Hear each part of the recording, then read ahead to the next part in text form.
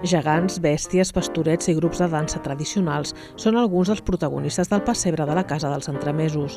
Cada any, des del 2010, aquest pessebre incorpora 3 figures noves que representen elements de la cultura popular que tenen residència a la seu de l'entitat. Les d'enguany, per voluntat expressa dels promotors, no fan cap al·lusió a la pandèmia.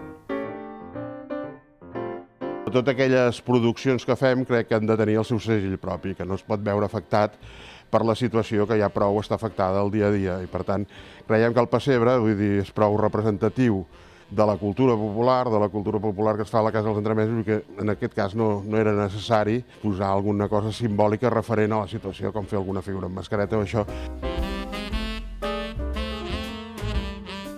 Les noves figures són d'alçada, en concret 3 gegantes: la geganta de Santa Maria del Mar, coneguda popularment com la Reina de Saba, l'Elisenda, la geganta del Pi, i la Laia, que va acompanyada de 24 oques en comptes de les 13 originals.